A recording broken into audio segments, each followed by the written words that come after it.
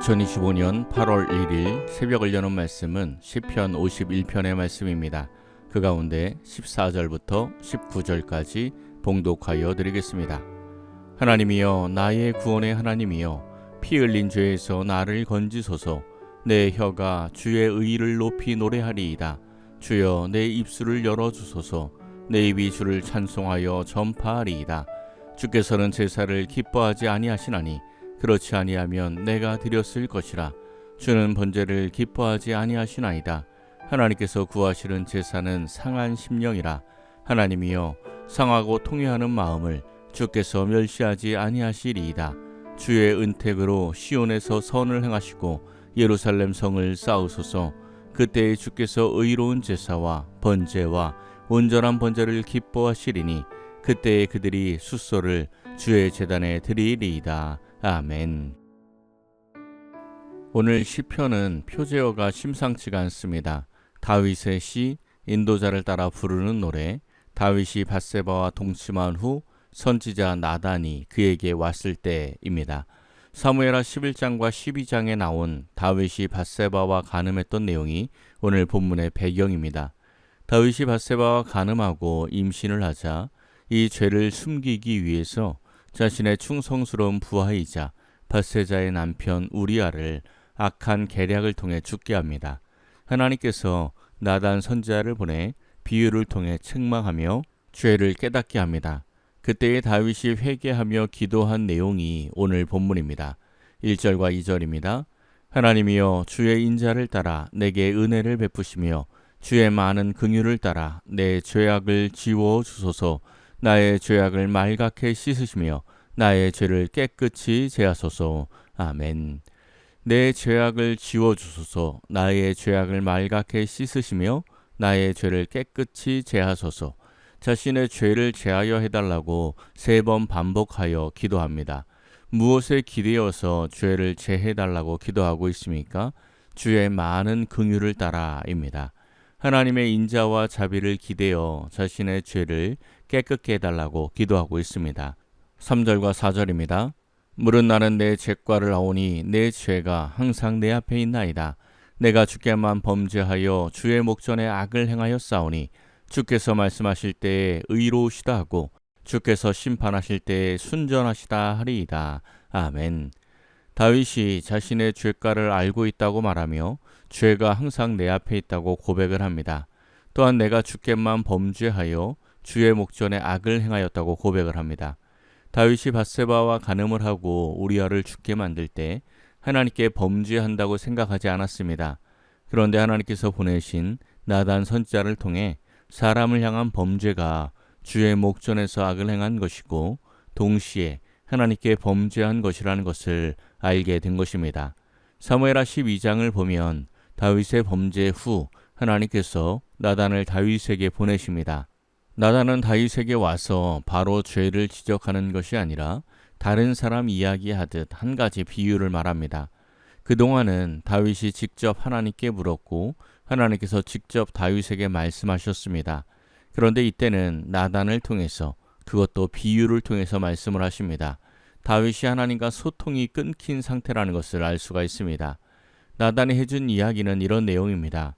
양과 소가 아주 많은 부자와 작은 암양 새끼 하나뿐이라 딸처럼 키우던 가난한 자가 있었는데 어느 날 부자의 집에 손님이 찾아오자 자기의 양을 잡지 않고 가난한 자의 것을 빼앗아 잡았다는 이야기였습니다. 참 못된 인간입니다. 다윗이 이 이야기를 듣고 어떻게 반응했는지 들어보십시오. 사무엘하 12장 5절에서 6절입니다.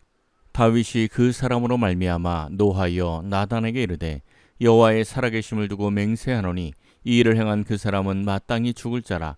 그가 불쌍히 여기지 아니하고 이런 일을 행하였으니 그 양새끼를 4배나 갚아 주어야 하리라 한지라. 아멘. 이런 일을 행한 사람은 마땅히 죽어야 한다고 정죄하고 있습니다.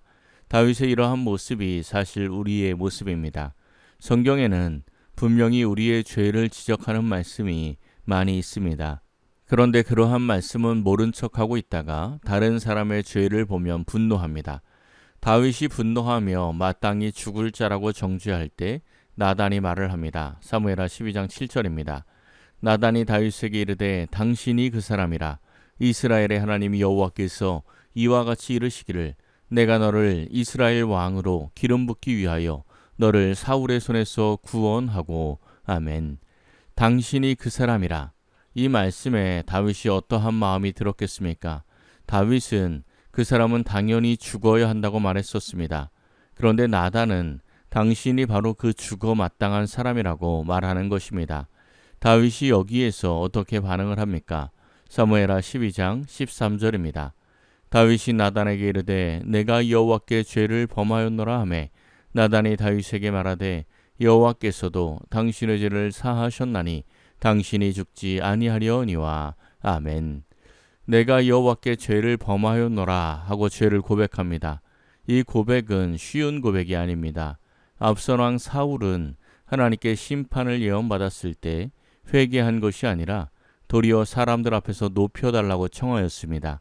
훗날 북이스라엘의 여로보암 왕은 심판에 대한 예언을 받자 선지자를 잡아 죽이려고 소리를 치다가 팔이 굳는 일을 겪기도 했습니다. 권력을 가진 자로서 죄를 인정하기가 쉽지가 않습니다.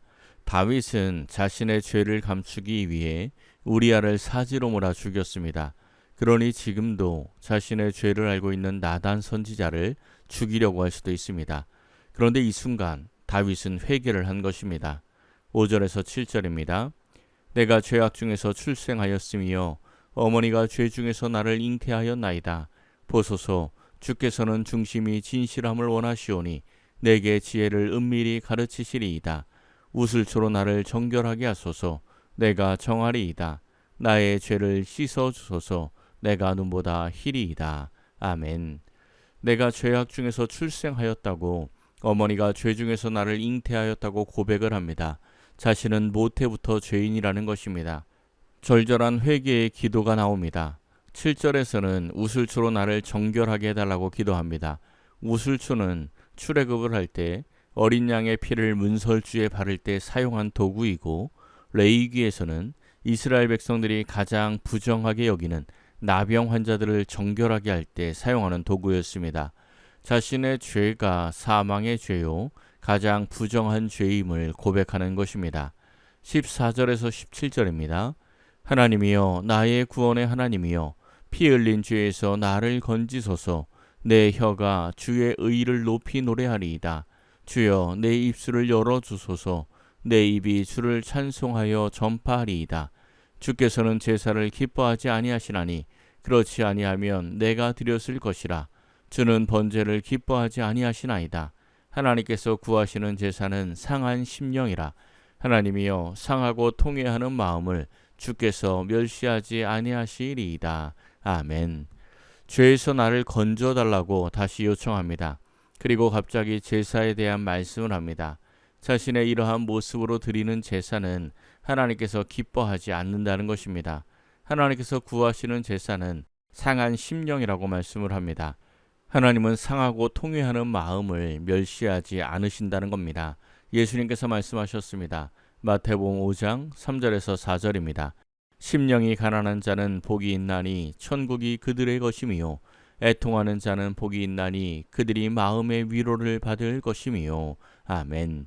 심령이 가난하고 애통한 자, 자신의 죄를 알아 상하고 통회하는 마음이 있는 자입니다.